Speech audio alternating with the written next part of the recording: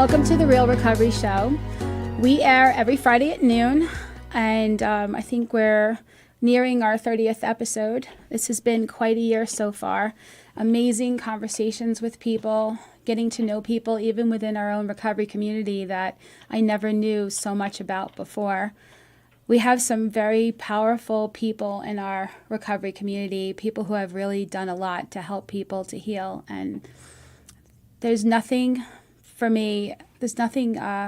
as a higher calling than walking through something and then helping to shine the light so somebody else can see the way. Today's topic is on self-esteem. And I've gone through a lot of redefining over the years onto what self-esteem really is. When I was a little girl, I had extremely low self-esteem. My mom was an ex-model. She met my dad on a rebound. They got married. She was unhappy. She wanted to get a divorce. She felt she couldn't do that. Then she found out she was pregnant with me. She felt that she didn't want to do that either. And she really struggled with getting an abortion or not. And then decided to have me. She told herself, maybe this will fix the situation. Why my story starts there is because when my mom ended up having me, she was so overwhelmed and really was not ready mentally for this. And so she had this belief that giving birth to me ruined her life. It was now going to force her to stay married to a person she didn't feel like she wanted to be married to. And so, a child picks up on this stuff. My mom also said things like, I wish you were never born, and what good are you? You're lazy, you're a leech, you're an actress, you're a drama queen. And when I started school, I had a really hard time socializing with the kids. I ended up being that kid that every school has, the one that I was never shoved into a locker, but I had that experience. I wasn't allowed past the first 2 rows of the bus. I got called fat and ugly, which I was neither, but I just had no sense of self-worth, no belief in my value, that I was like a sponge. I believed my mom when she said that I ruined her life. I believed the kids when they said that I was fat and ugly. I felt like I just, there must be something wrong with me. I told myself something that gave all this so much more power. I said, wow, that's my mother. She must know the truth about me. If she's saying that I'm not lovable, then I must really not be lovable. And that idea, that giving another person authority and power over my identity, over my narrative, over my value, my self-worth, I had 2 reactions to it. One was I either needed to be the best at everything so that I can make up for it. And included in that was also being my mom's therapist, which she never asked for verbally, but which I just decided I needed to do, because if I could fix her, maybe then if she could love me, if I can fix her and she can love me, then maybe I'll be fixed, which was the core start of all my codependency, which was a fun ride. I was born in 1971, and I grew up in the 70s and the 80s, and we had tape cassettes and VHS and Betamax tapes, and I would watch and listen to motivational seminars and read self-help books, and I would write poems, and I just really, truly believed there was something wrong with me. I became suicidal when I was 12. I became fully addicted. I had addictions to food and masturbation. I was very much addicted to anybody saying a compliment to me, but I also inwardly didn't believe anything that people would say when they said nice things. And I just ended up drinking, then later on smoking pot, doing pills, and becoming bulimic, had an exercise addiction. I became later on a model and a stripper, which I've talked about in previous episodes. I became a workaholic and did crazy things like take 3 years of school in the same year, and then just be like in a horrible depression. I had suicidal ideations for most of my life, and I grew up in New York, where sarcasm is normal, and in fact, if you don't know sarcasm and you live in New York, there's something wrong with you. And I'm just kidding. But like when I was growing up in New York, people would say shaming things in jest to each other, and rib each other and be sarcastic. And man, I was walking around with my skin on inside out. And somebody would say something, and even if they were legitimately kidding, a part of me would believe it. Like, why would you say that? Whatever it is. And man, I was that girl that if somebody could tell me 10 compliments and 1 insult, and I would barely hear the compliments and just focus on that insult. I would have 10 people who liked me necessarily when I was an adult, and 1 person who had an issue with me, and I couldn't let that go. There was just such an attachment to needing approval because of my inherent low self-esteem. And I really believed that there was, like, even not having high self-esteem, I believed that was something wrong with me. Like, I just needed to I just needed to believe, I just needed to force myself to believe. I needed to force myself to believe that I was worth it, but inwardly I felt like a fraud. And, like when you're listening to this, everybody's story is going to be different. And just my best advice to anybody is just to listen for the similarities. I'm not saying that all this stuff happened and like anybody should feel sorry for me. Actually, quite the opposite. Although I did have that agenda for a long time, I did want people to feel sorry for me for what had happened. But actually, I have a whole different view of it now, and that's what today's episode is about. How to heal, what comes from something like that, why we even believed stuff like that, and how we can repair our self-esteem and where our self-esteem truly needs to come from. So today's episode is just going to be Tay-Tay and I. Yay. And we're going to be sharing because Tay-Tay is somebody I've known for years, and I've seen her change her whole inner dialogue, how she treats herself, how she treats her body, how she talks about herself, how she interprets her environment has changed radically. And her whole energy has gotten better and become more radiant because of it. And we may end up having tears in this episode, just so you know, because in the first 30 seconds. The first 30 seconds, because it is a big deal. Mm-hmm. When you walk through this world, your whole experience is based on, no matter, is your purpose in this world and who you are. And if you don't know who you are and the story you have about yourself is toxic, it's like living with a very abusive roommate and not being able to leave the house. Everywhere you go, there you are. And if your head is giving you such negative feedback, mm-hmm. it affects your work, it affects your time alone, it affects your relationships, it affects everything. It affects whether or not you get up and do something or if you talk yourself out of it. It affects everything. And so I'd be hard-pressed to find anybody in recovery that doesn't have some sort of negative self-talk. Oh, for sure. Especially even sometimes into recovery, working some of that stuff out. Yeah. I was thinking about when you were talking about like your childhood and stuff and how different our childhoods are in a lot of ways, but how similar they are in a lot of ways too. Luckily, I was good at sports and music, and so I didn't have some of the same experiences you had, But that negative self-talk is something that I always struggled with, and it came from that family. Like it came from that home. And not that my family is horrible. I enjoy time with my mom now, but I was thinking about like, I grew up in the 80s and the 90s.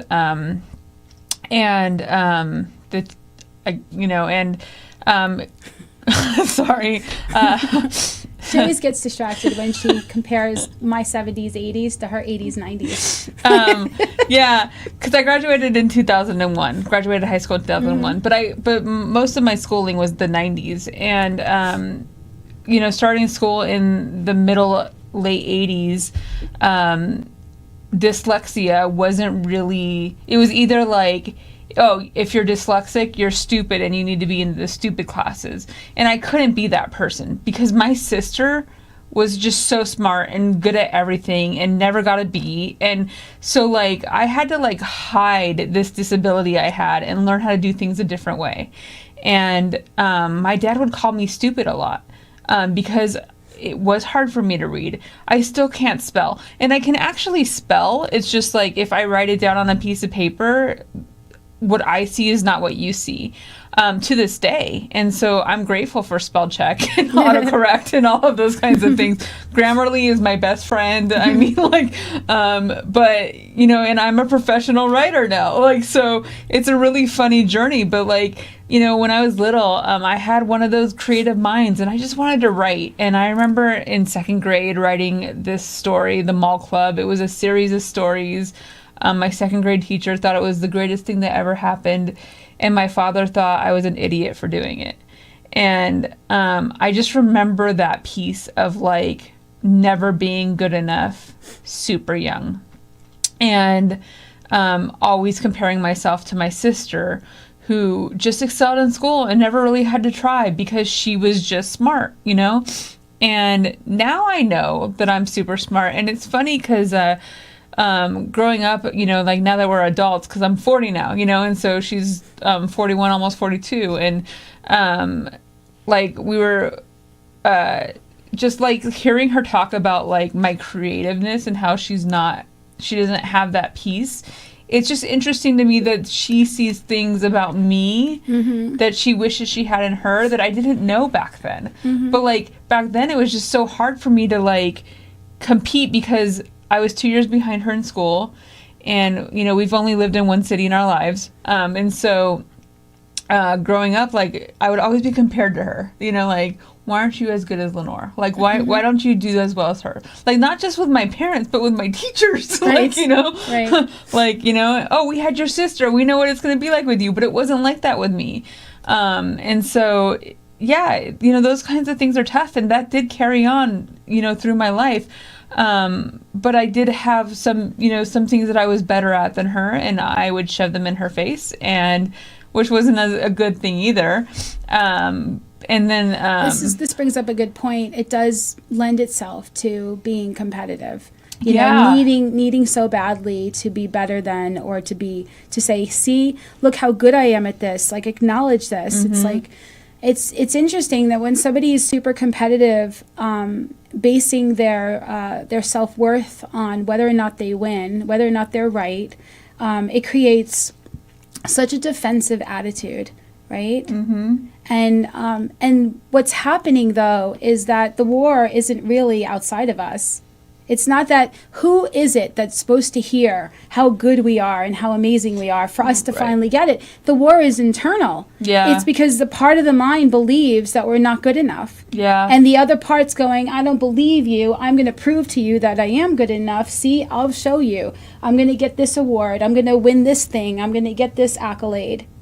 Well, to outrun the belief that we already have in the mind that says we're not good enough. Well, and what's funny is I actually recently heard somebody speaking that said that they were super competitive out of fear.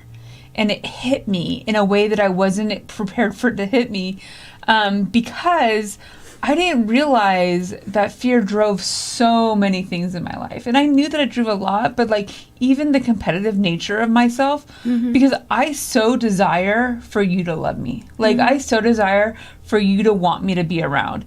because I didn't feel that when I was growing up. I didn't feel like people that loved me when I was growing up until, unless I was giving them something, typically sexually. Like that was the only time I really felt like people loved me, was like, and so, yes, I was popular in school with guys because I was easy, so like, but with the girls, not so much, like, because I was easy. And so, yeah, it's a really hard thing, and there is a fear behind it. Like there is a fear to do the things that we did.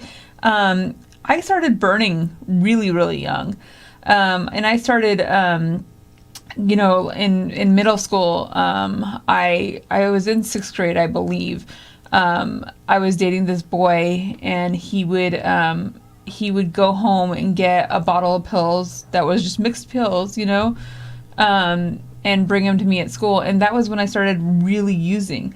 I was like 12, you know what I'm saying? Like, and I had drank before that, but like, I just would do things that I thought I needed to do to make people like me. We wouldn't have needed to necessarily change the way we felt if we didn't already feel like we weren't good enough in that moment, no matter what.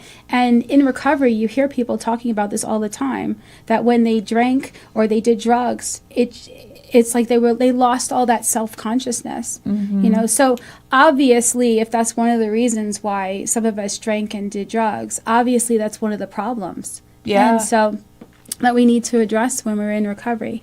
And really at the core level, in recovery, we say that there really is only a fear I'm not going to get what I think I need. I'm going to lose something that I think I have, and I'm not going to be liked. And so when we have this association so early on in our development that whatever it is, this person had this negative view of me and I'm not loved by them. Your father calling you stupid and you not feeling accepted and loved by him. And it's this core need to feel like we're joined with each other and that we're loved, right? Right. And for me, it was, I need to make up for being born. I need to make up. I need to really earn my place in this world, to make up for it. And, I really truly believe that what started me off wanting to be a healer in this world, gave a lot of momentum because I was trying to outrun that idea that I wasn't good enough. Right. But it's no longer what drives me. Yeah. So I'm grateful to have that kind of force, driven, but it's coming from a much deeper place now. I mean, it probably always was also coming from that place, but it's not coming from I need to make up for something. Yeah. I have forgiven my mother. I have seen my part in my self-esteem. The fact that I believed her. The fact that I would give anybody outside of me power to tell me my worth. Like anybody. Relationships, everything that I was doing, looking for approval for so long. God, that's so exhausting. And not having to do that now is I'm so grateful for. So, and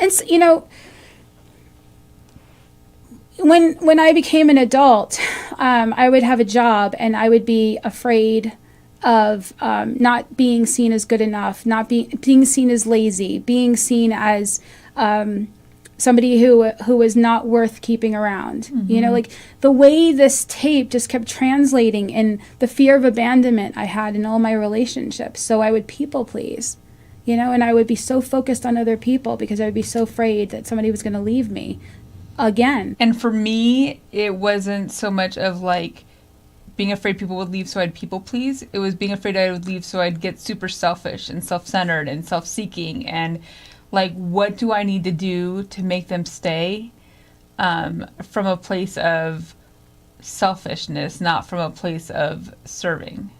And so like for me it was a completely different, like for instance, I will like lie about things so that I can get my way. Like I will, or I'll buy somebody something super extravagant to keep them around, or I don't know, like I would just do things where it was like Giving to get. Giving to get. Like it was always about giving to get. Like it wasn't out of selflessness. Like, and it wasn't selfless for me either. I was people pleasing is not altruistic. People pleasing is, who do I need to be so that you won't leave me? You know, people pleasing is the opposite of knowing who you really are, what your true yes is, what your true no is. Which is why in the reparation of my self-esteem, it had to be to learn how to truly own my yes. And truly honor my no. And it took a lot, because my mind was like, no, I feel to say no, but if I say no, they'll leave me, or they'll judge me, or they'll make fun of me. There was always this little girl inside of me, terrified in the corner of my mind, that if I actually owned my truth and valued myself and acted like someone who valued myself, like that I would end up getting hurt. Yeah. Getting abused physically again, getting abused mentally, whatever it was, I was terrified of it. And so I didn't believe that I deserved more. And it's so interesting how low self-esteem, sometimes people don't even realize they have low self-esteem, but if you look at the way you treat your body, if you look at the way you treat your life, what you do for yourself, what you do to yourself, would somebody who has high self-esteem do that? Yeah, I mean, I think about like the healthiest I was ever, like physically, was the deepest I was in my addiction, you know? And I wasn't actually healthy physically. I was just going to the gym 4.5 hours a day and doing ephedrine, and, you know, so I looked apart, but I wasn't actually healthy. I wasn't in a healthy relationship. I didn't love myself. I didn't know what love was. I didn't know who I was. I was, you know, just this like shell that was trying to figure out how to find a love that I didn't feel like I ever got growing up. And this is a good topic. So under the title of self-esteem, there's a lot of emphasis on what we look like, right? And there'll be the outside of us wanting to look like we have it all together, which is one layer of our false self, the one we want to present to the world. And then there's the other layer of the false self, which is full of the shame tapes, full of the ideas of who we think we really are, that we want to keep everybody at an arm's distance, never let people know certain things, maybe lie, maybe not offer information, maybe have secrets, whatever. Maybe just keep everybody at an arm's distance so nobody finds out that we're really not worth it. And so we have this need even in our society. This is not just with addicts and alcoholics. This is so prevalent with all of our magazines about what we're supposed to look like and what kind of relationships we're supposed to have, and the 2.5 kids and the white picket fence stuff and the degrees and the money, and you know, and look at this nice car that's out now, and oh, I really need that to be happy. And we're so conditioned to believe that our happiness lies in what we look like and what we have in our bank account and what our relationship is, because inherently we are not building upon what our true worth really is coming from. And then you get those things. Like, you get the degree, and you get the relationship, and you get the house, and you get the 4 cats and a dog, and you get the things, and then you need some help, and you're like, I can't go to people. I have this, and this. I checked all the marks. Like, I checked all the boxes. That I'm supposed to be happy, so why am I not happy? I'm supposed to be perfect now. Like, right. I won the game. And you see people who just even recently, you know, committed suicide, who on the outside look like they had it all together. Twitch. Like, I mean, I think of that name. Yeah. Like, I mean, that, like, he was on Ellen for years. You know what I'm saying? So it's clear that a lot of times, this is why they say in recovery, don't compare your insides to somebody else's outsides. Truth. Because while you might be listening to your shame tapes and your low self-esteem dialogue, you might also be buying into the outer part of the false self that somebody else is showing you. Well, and we didn't have like what high school kids have today with like the Instagram and the Twitter I guess those aren't cool anymore. The Snapchat and the TikTok. We didn't have this other like. We didn't even have cable back then. we had Betamax. Just so you know, we had Betamax, yeah. But we didn't have this other fake image. We didn't have the fake image, is what I'm trying to say. That was blown out of proportion. Like that was all over. Like you could really. I don't think we did. Oh, we did.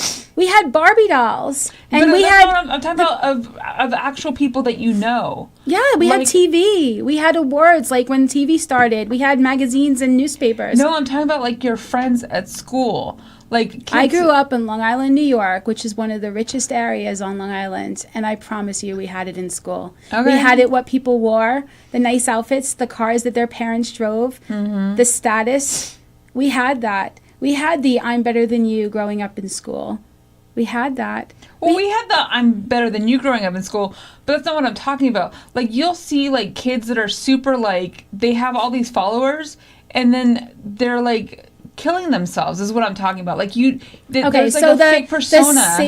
The layout of the experience is different, but it's the same experience. Okay. It's the same thing. Yeah. You know, the shame, the insecurities, the who do I need to be when I grow up, and how do I not stand out so that I get called out? How do I stand out in a good way if I have to stand out? Like we have that. We've always had that. That's just been the American way. Yeah. You know, it's competition. You know, even the idea of the American dream. You know, that you can strive and step on other people to get to this thing, and you're going to make this success for yourself. And at the end of the day, if you're not being true to yourself and you're not being helpful to your fellow, like you've lost yourself to get this life that you thought was going to make you happy and make you have self-worth. But we're talking about really dealing with low self-esteem and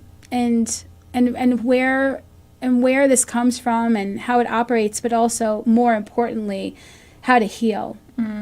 And so really changing the inner dialogue and recognizing when we have certain ideas that are in the mind and getting to a place where we could stop running, stop trying to fix it in the world, stop trying to fix it in our experiences, and question these ideas. So for example, the idea that I had so many different ideas from my childhood. So like the idea that I'm lazy, or that I'm ugly, or that I'm fat, or that I'm not worth it, or whatever. I had to get to a place where I asked myself, like, where did you get this idea? And is it possible it's not true? And why is it that you believe so vehemently in the idea? You know, really just lovingly meet myself, just stop and say, hold on a second, is this really true? And just question it, and even the beliefs about my life and the people that I'm supposed to be around, and etc. Like just really checking with my intuition whether or not this even really resonates anymore. And I used to walk into a room, and if people were laughing, I assumed they were laughing at me. Where did that come from? Right. You know, like instead of looking at myself and saying there's something wrong with me, I just have to be positive. I just have to be positive. I have to do affirmations, and I just have to walk everywhere and pretend, fake it till I make it, and just kind of like cover up all the cause of why I'm feeling this inner discord. Yeah. And just walk into the room and just act like I'm okay, while inside I'm not okay, and any funny look or anything that could trigger me will set that off, and I'll get angry or cry. I'll explode or implode. Right. I remember when I was newer in recovery, and someone would say, you know, and I had that feeling of like everybody's laughing, so it must be at me, and somebody would say to me, "Who are you thinking about right now when you walk in this room?" And I'd be like, "Myself," and they'd be like, "So are they." Like, you know, Yeah. like nobody's actually like thinking about you when you walk in the room, unless, you know, like there's a connection there. Like they're not laughing at you. They're not even thinking about you right now. You know, it's not about you. Right. And for me, like a lot of that that changing of the self-talk and the dialogue, like I had to take those thoughts and give them truth. And that was something that was really big for me, is I actually had these affirmation cards that I would carry around with me. I still have them at home. And when I would think certain things, I would look at the affirmation card and have to remind myself of what the truth was, because I had such a hard time and beat myself up so much. And, you know, a lot of those shame tapes and a lot of those old tapes, like I think about, like, my dad, I remember when he told me that I wasn't planned. You know, like I wasn't a planned birth. But he didn't say you weren't a planned birth. He didn't say you were a surprise. He said you were a mistake. And I kept that mistake word in my brain for so long. And I don't think he actually meant the word mistake, but that's the word he used. And I defined that word, you know? And so, like, taking those kinds of things and giving them truth is really what I had to do in order to, like, process and, you know, move on and, you know, not go to my coping skills, which weren't the best, like, because, you know, I self-mutilated way into sobriety and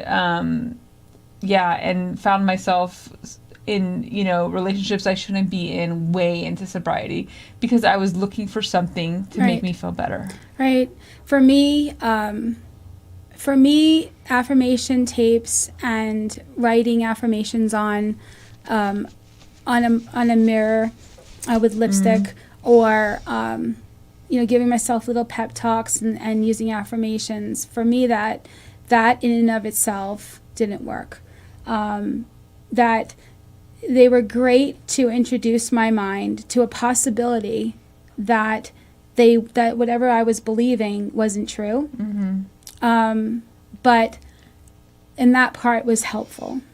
But when we tell ourselves that you're beautiful, you're smart, you're intelligent, you're worth it, etc. Like, I'm a champion. I'm worth it. I am beautiful. I'm smart. I have value, or whatever. The part of me that pain body that Eckhart Tolle talks about, the part of me that really believed the opposite would get angry. It would get angry because the story, the narrative of what I've been holding on to, the identity, I was identified with these negative self-concepts. Yeah. You know, and so if there's an amazing spiritual author called Byron Katie, and she does this thing called The Work, and she wrote a book called, I think it was called Who Would I Be Without This Story? And the question is, who would I be without this belief that I am lazy or ugly or fat or unworthy or too much? That was another one. And not enough, and damaged goods. I used to call myself damaged goods, you know, and any rejection would get put into the pot of I'm just damaged goods. Like, who would want me, and who would I be without that story? And so that critical inner parent that keeps telling me I'm not enough, I'm too much, and tells me all those things. I need to develop an inner loving parent that tells me something else. But there has to be, love is gentle. It doesn't attack. And so when I believe something that's not true, the power that it has is because I believe in it. And so I just had to be willing to gently put a question mark on the end of all the things that I was holding on to and say, isn't it possible? Like, I understand what you went through. I understand what other people that you respected as authorities told you. But isn't it possible that there might be something wrong with this idea? That maybe it's not true? And if that window could be open, could we then be open to this affirmation or something else that could suggest that maybe there's another way of looking at the same situation in which you are holding the same interpretation of yourself all this time? Because these toxic relationships, these toxic work experiences, these experiences when we're by ourselves and we can't be alone with ourselves, these are all because we are holding on to ideas that do not resonate and they are not in alignment with our true self, which brings me back to, so we have these two layers of the false self, the one we want to show the world and the one we're afraid to show the world, the guy, the man behind the curtain, the one that says, I can't let you see this. And when people are in recovery, they're usually afraid of looking and doing any kind of real true self-inquiry, like people in 12-step recovery who will do a 4th-step inquiry, an inventory, will be afraid to go to find out. Because for me, I was so afraid that if I looked within, really faced that stuff, because I believed these things as fact. So, period, exclamation point, exclamation point, exclamation point, big red neon print, bold lettering. I believed these things. That's why my interpretation of everything was based on these ideas. That's why if a boss called me into their office, it was because they must think that I'm not enough or I'm lazy. Right. That's why when somebody says that I'm not interested in dating you or being with you or something, it was like, oh, that's because I'm not thin enough or I'm not pretty enough or I'm not sexy enough or I'm not enough or whatever. Or why if somebody talks down to me or from like some intellectual high top, I would be like, oh, they don't think I'm intelligent enough or whatever like that. Yeah. That's why what was getting triggered was things that I believed. I believed them, so I accepted them as fact, right? And so I needed to go within and look at this stuff, but I was going to meet with the enemy. Like, how you can't change a fact. Right. You know, you can't change a fact. So the mind had to be open to them not being facts. Yeah. Very gently. Right. Very lovingly. Yeah. Isn't it possible that you are way more than you are giving yourself credit for? And maybe, and this is even more important, in looking at where these ideas came from, this is not to say to blame other people, because in essence I believed it, and I could still believe it to this day if I'm not super careful and like honor my own intuition. But it's to say, where did it come from? Look at the source. You know, was it coming from little kids who were just figuring themselves out? Yeah. Was it coming from a parent who was clearly overwhelmed and had some traumas that she needed to heal from and an addiction that she was like plagued with? Who really should have been the authority on my self-worth?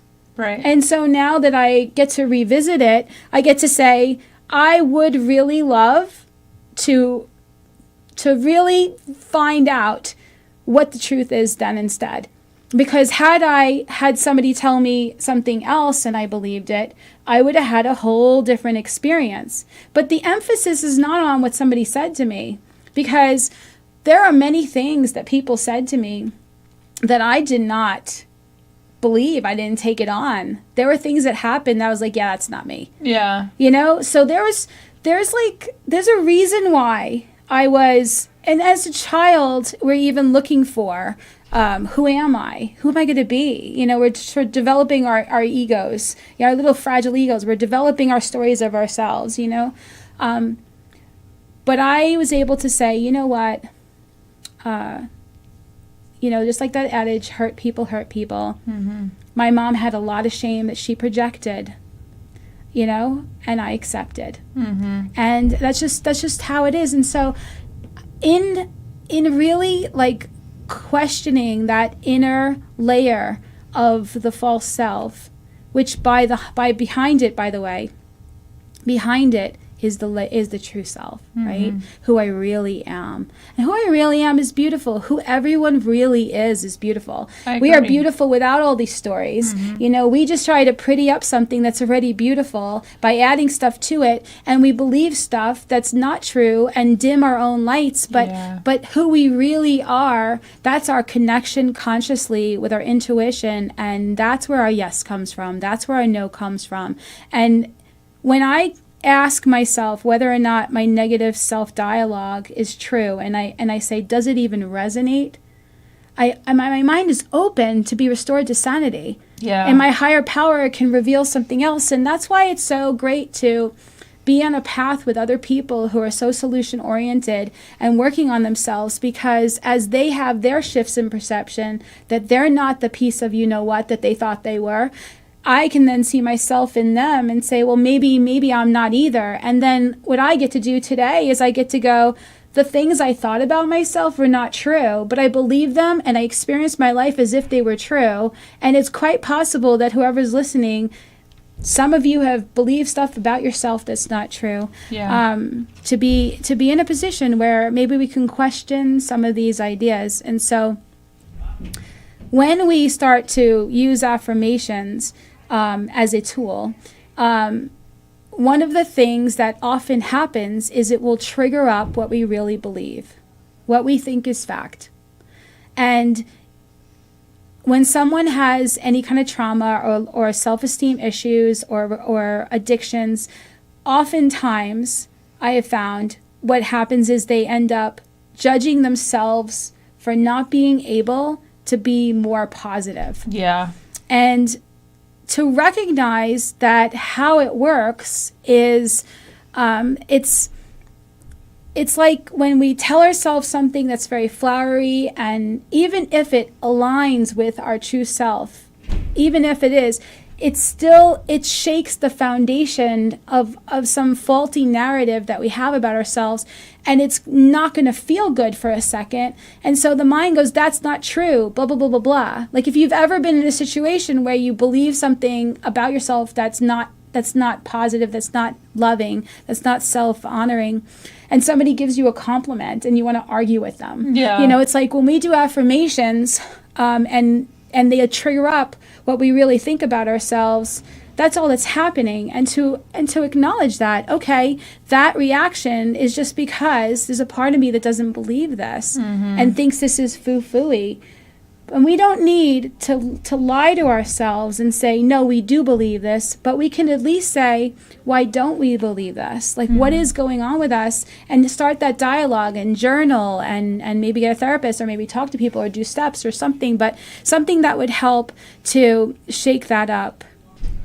Because I used to, when somebody would give me a compliment, I used to argue with them. You know, I used to be like, oh, they would say, oh, that's such a beautiful outfit. And I'd be like, yeah, well, I mean, I just got this over at Ross or something, you know, or they'd be like, oh, you look so thin today. And I'd be like, no, man, my weight goes up and down. And like, I couldn't accept, or thank you so much for doing this. You're so intelligent and you're so creative and blah, blah, blah. And I'd be like, no, you know, I would always like be like, oh, I can't. This is so uncomfortable because there's no way that in my consciousness I could handle all of this, and I didn't trust it. I felt like people who gave me compliments were wanting to manipulate me because I knew the truth about myself. Right. And it's true. Some people did give me compliments because they saw like how it would lift me and that they could manipulate me, but it's only because I was believing things that weren't true about myself. And so it's extremely important, this topic on self-esteem.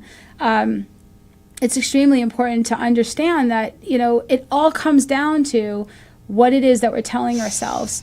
One of the other things is that, and I don't know if this is a New York thing or just growing up in a house where people like did this, but I would say things and I would act like I'm kidding, and I would say, oh my God, what a loser. I can't believe I just did that. Or Jesus, what an idiot. I can't believe I just did that. Or, oh my God. And because I had so much emotion and so much negative tape made me like a roller coaster ride. I was a fun person to be around. But I would actually like joke about myself. I would almost as if that if I put myself down, it would stop other people from doing it. Like, let me take a little bit of the poison so I'm immune to what anybody else is going to do. And so I would say things like, I know I'm crazy, you know, and, or, you know, I just, you know, I wish I could just, I would be so much prettier if I, you know, lost weight and da-da-da-da. And I would never really, like, I don't know, I just like, you know, I would like, just to even make jokes just to even say things like, ha ha ha, I'm crazy, you know, or whatever. Like, even to do that, there's a part of the mind that doesn't know you're kidding. Yeah. And so whatever you say goes back in your ears and affirms all that negative self-image stuff that's underneath the surface that even gives it the value of even joking like that in the first place. It took me until my mid-30s to go back to college because of those tapes, because of that idea that I was stupid, because of that idea that, and granted, I did try to go to college when I was 18. I was very high at the time. It did not work out for me. But, it took a lot for me to not own those tapes. And then I had statistics, and that class was the death of me, and I didn't think I was going to finish my degree, and for me, having to have people that were encouraging to me and people that helped me along the way, it was even hard to ask for help, and I feel that I feel those tapes. There's so many people having fear of failure, fear of success, and because we call it fear of failure and fear of success, they don't realize that it's shame, right? Which the acronym is should have already mastered everything.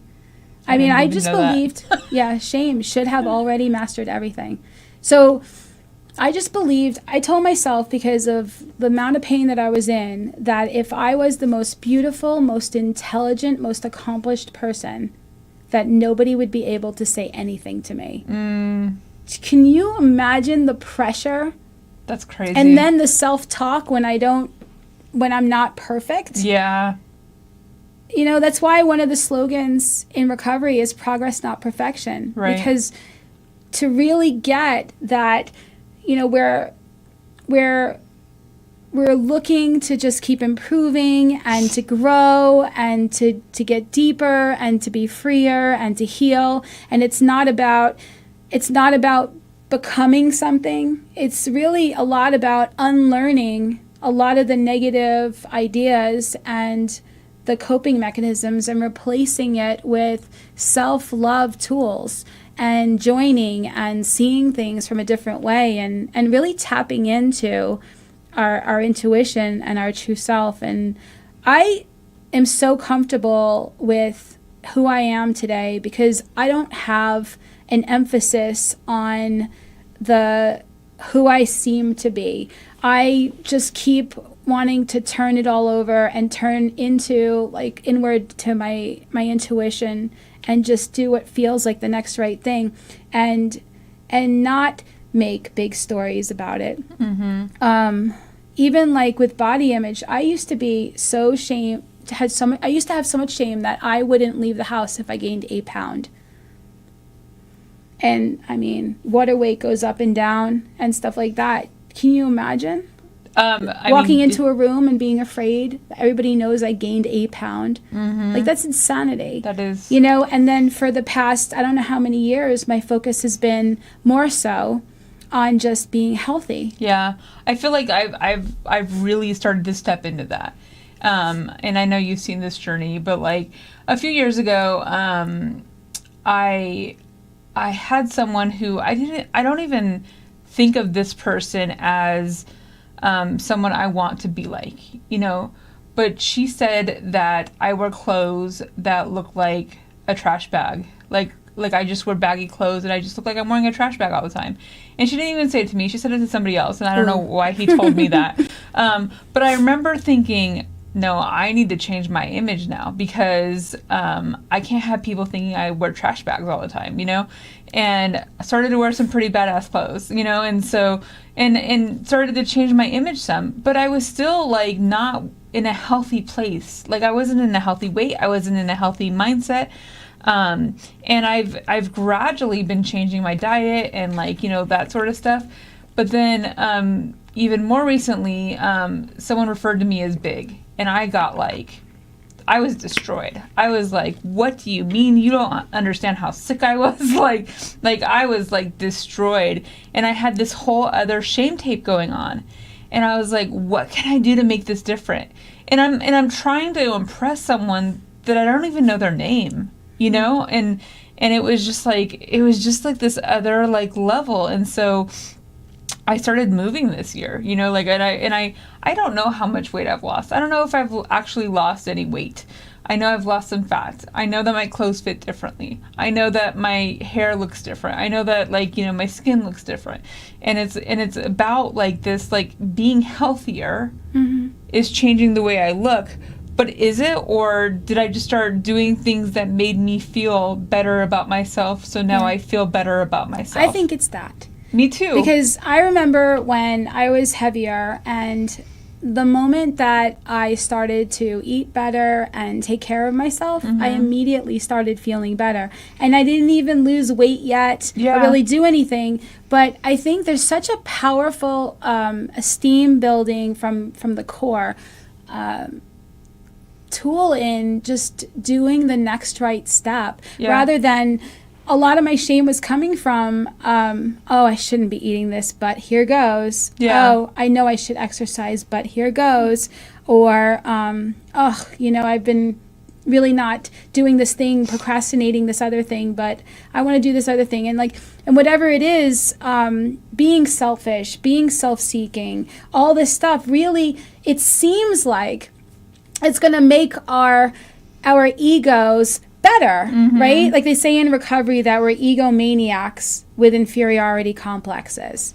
You know what that means is that we're trying to be bigger to like make up for the fact that we feel so small inside, so terminally unique, right? And so to really change that I need to be more, I need to be seen, I need all that, to more of a healing, helping, giving, sharing, open-hearted, embracing way. They say in recovery that to keep it, you have to give it away. Right. And one of the basic tenets of all recovery is to reach out to another person who's suffering and give them what was freely given to you. And there's something that is inherent in doing esteemable things and being of service and giving to another person and showing up and doing the next right thing. These are the real tools to build self-esteem. Yeah. You know, being so self-absorbed and so focused on the inner dialogue of I'm not enough, I'm too much, and everywhere it's like I need something to make up for the fact that I'm not okay. You know, healing these tapes, questioning these ideas, and strengthening the assets within us rather than focusing on the defects, and just really just questioning the negative self-dialogue and starting to look for the positive, looking for the God shots, tuning in and turning things over to a higher power, and being and saying, talk to me and through me, and moving about the world and learning to trust. There's something, I mean, even my self-esteem has gotten repaired just in trusting God. You know, I didn't call it God in the beginning. I had a big issue with it because everybody has their own definition of that word. But I call it God for convenience. And I do feel that my self-esteem, my worth, my value, I'm here to be truly helpful.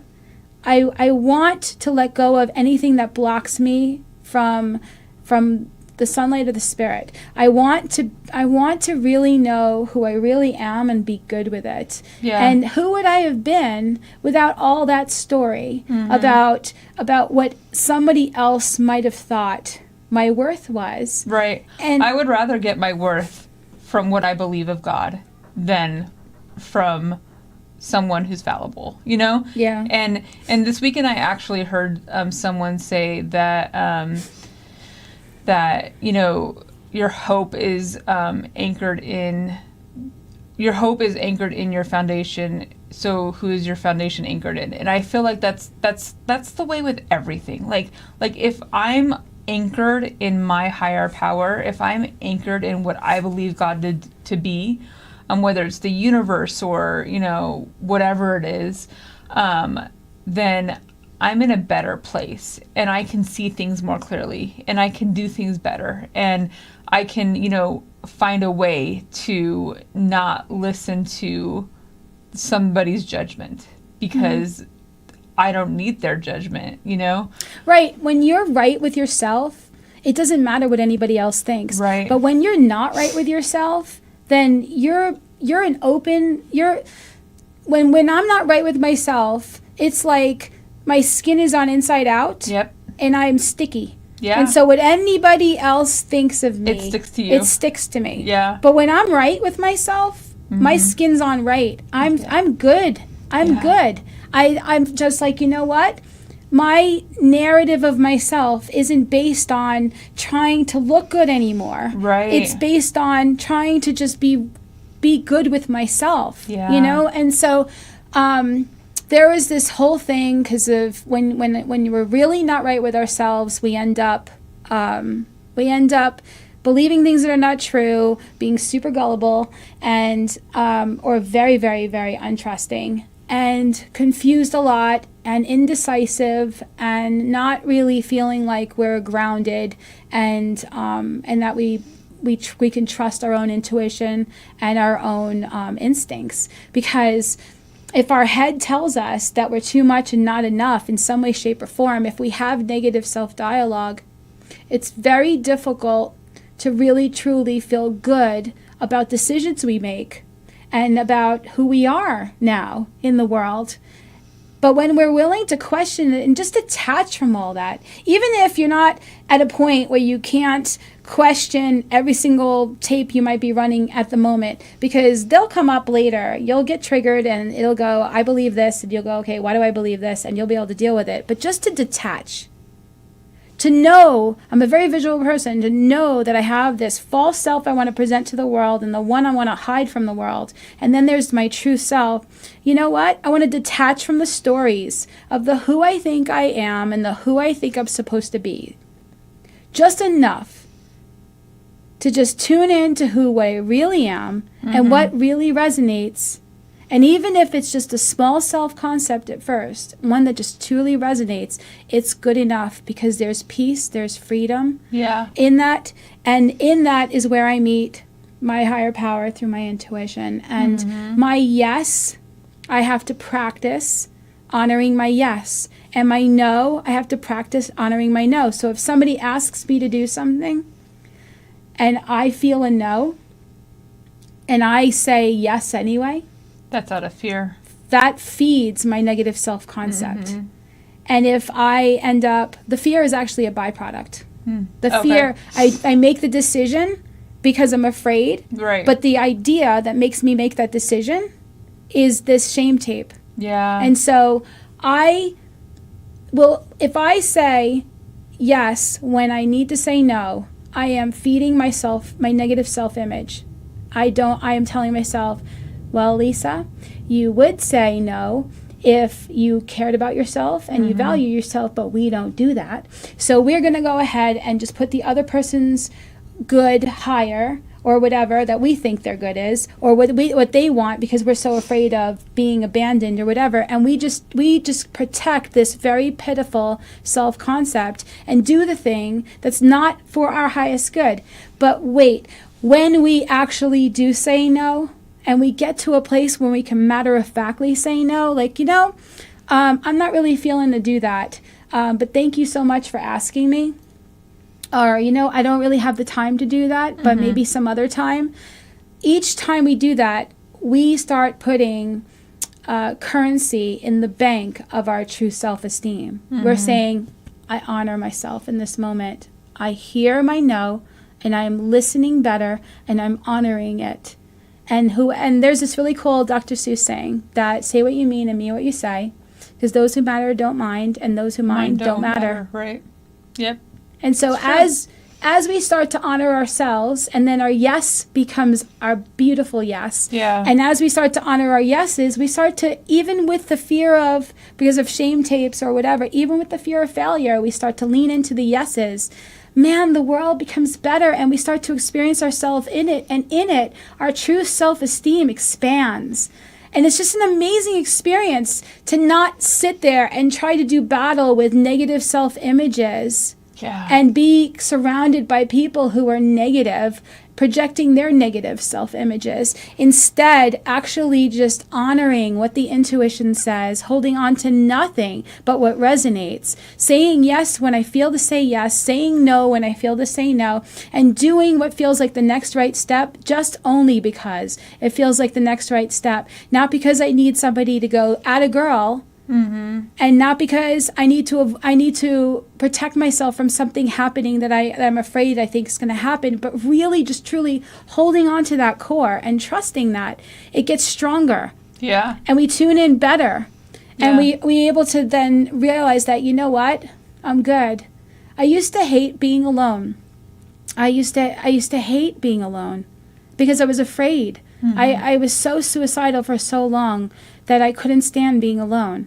And to be completely alone without playing anything, without having any radio or TV or people around or Facebook or anything, and to just be alone, to be able to enjoy being alone because you enjoy your own company, ding, ding, ding, you know, you finally have the self-esteem and the self-love that you didn't have before. I feel like in strengthening my self-esteem and in strengthening who I am grounded in, it has made me a better employee. You know, it has made, like, I don't get scared that, you know, of every little thing is going to mean you're getting fired. It's made me a better employee. It's made me a better friend. It's made me a better partner. It's made me a better, you know, cat mom. Like, it's just made me better. Like, and doing things that help me be esteemable make me better. And so, like, those are